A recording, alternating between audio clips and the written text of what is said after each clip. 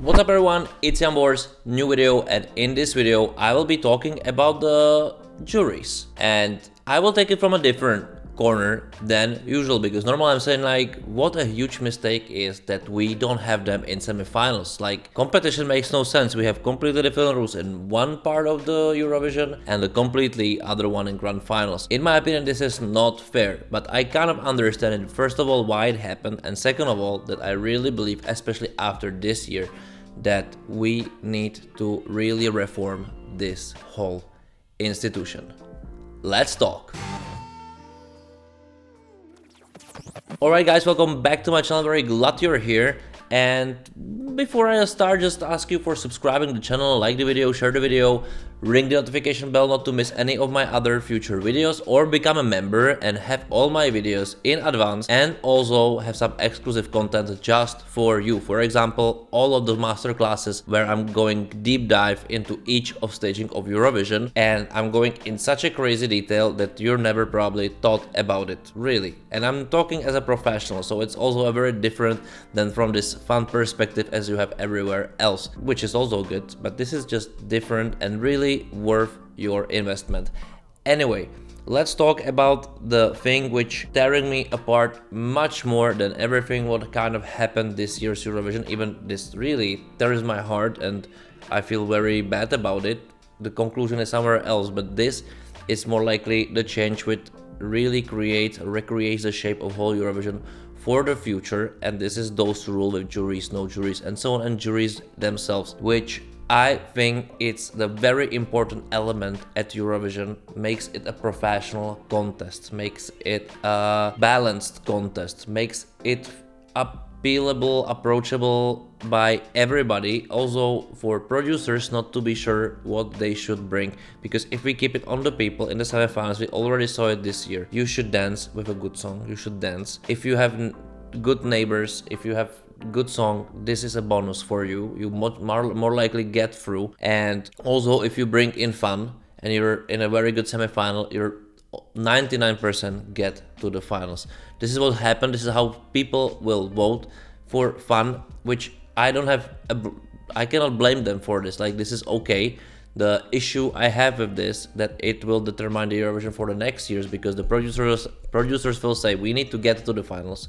This is our main priority. Or I will lose a job, for example. I don't want to lose a job, right? So we will go this way. We will do it. We will go easiest possible way. Everybody will be laughing about the project, but I will keep my job. Somebody will have fun. Everybody's happy, kind of. Eurovision downgraded.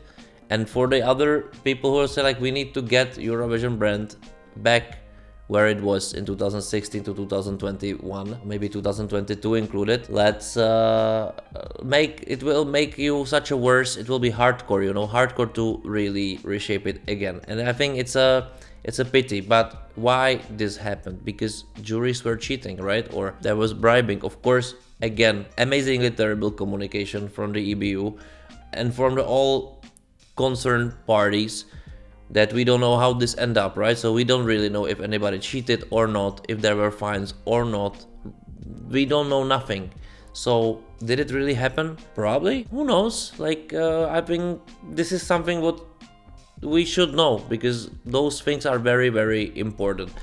Anyway, we don't know, but the conclusion and the reality happened the way that no juries and semifinals, no one can bribe anybody, so it will be only up to people, which has many factors which are bad for the countries with not a good neighbor status of voting, also with diaspora. So for example, Albania, in my opinion, if they didn't change the song for English, they would probably receive much more points, you know, and so on and so on, just because this is how it works and this is how people work. And the balance is lost, but it's lost for a cause, and also it's lost for a cost in the way of finals. And we saw this year, we had a juror who said he didn't vote for a country just because it was this country, it was Israel, but next time it can be Russia, next time it can be somebody else. Of course, people are people, also in juries. But in my opinion, we should reform this, because we saw it didn't work in semifinals. We saw it actually didn't really work in finals. It's kind of random. We cannot feel it unbiased. Like, after this year, no one can say it's non-political, you know. This is the issue, what really happened this year. And it's not easy thing for EBU, organs, reference group, or whoever is responsible for this to bring on the table, maybe delegations, to find a solution for it, in my opinion. And that's what I would add in the space. It's just a concept in my head. It's not 100% done or something, but I think we should like be very strict on who is in the who is the jury.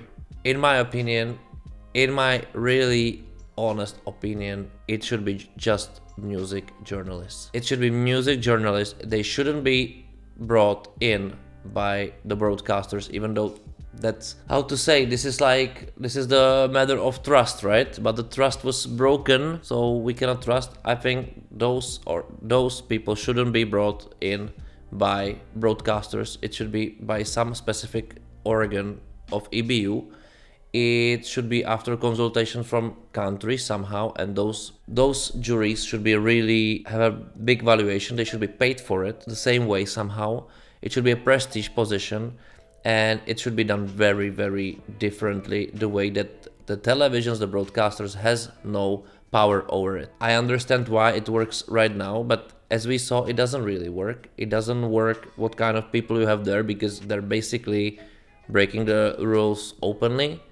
So, and it's not for the first time. Scandals can happen, but I think if I'm talking about professionalization of Eurovision, of this show having more and more credit, being better, we should approach it more professionals. Like we have referees in football, they are paid by UEFA or they are paid somehow, but they are under another organ. We should do it also with the juries at Eurovision to prestigize this project and make it really apolitical. And also, if we found something like this, we should make people responsible, like really responsible, like those concrete people. Like for example, if jurors say this, he pays extreme fine, because this is impossible. This is really impossible, you know. And it's not because of this. I think this happened million times in previous, whenever it had really probably happened. It's a ongoing problem, and I think we need to move on. We need to move on. We need to reform. We need to reform public voting somehow, but it will not change anything, in my opinion. Public is public, so it's about marketing. It's about how they like you, how you're likable, what did you say, what did you not say, what the commentators say, and so on and so on. This is public. Who's your neighbor? And juries should be completely really based professionals, and I think it's not happening. It's problematic. It will probably always be somehow problematic, but I think this year crossed all the lines for various reasons. I think the pattern is very visible, not just with Israel. I think you can see another patterns over there, and it just ruins the Eurovision. Where then is the sport in it? Why then it's called a contest? Why it's not like the show, Eurovision show? But no, it's called Eurovision Song Contest. Yet it's having crazy numbers, and it should professionalize really. And this is something what EBU and the board of Eurovision, or the people responsible for Eurovision at EBU, should really start really considering, and this discussion bring up. Because we are getting, in my opinion, to the point when, and this year shows it in all nakedness, that it's starting to be chaos. Really, really chaotic. By fans, by delegations, by the communications of EBU. It's just somehow, you know, I can feel the bomb is ticking, and we don't want it to explode, right? And we should reform it. And I think the reformation is not to cancel something, you know. This is the easiest step. You did something wrong, you're cancelled. You did something wrong, you're fired. There is no discussion about it. There is no trust about it. We don't trust each other anymore. And this is not how this project will prevail. I think we need to find new solid grounds how to make this project grow, how to make this project maybe profitable for everybody included, involved somehow, to make a sense of it, the prestige. You will rather go to prestige than you go somewhere where only bizarre and things are happening. This is amazing argument why not to go in. But I think the goal from not just delegations, but for sure from EBU, is to keep as much countries as possible and give them reasons and give the project the reason to stay in. And I know this is a hardcore goal, especially in Europe, which is the most diverse culturally thing ever. Definitely we are crazy people all around in here, but it is a goal. It must be a goal if we want Eurovision to go further. And we must be very creative about it, very open about it. I think this open communication is a key. Eurovision forget about to be very open with the communication. Everybody saying things and no one is debunking them. And if debunking them not a good way. And those things should be taken on public. They should. Let's there be a shame a little bit. But without it will never clean up. Those decisions makes no sense. And I think they should. Anyway, this is the podcast for today. This is what I do. I'm having those... I need to talk.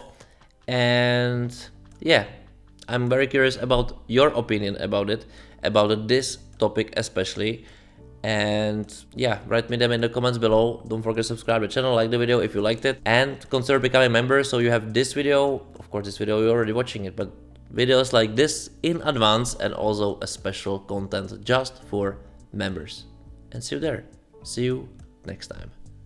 Bye.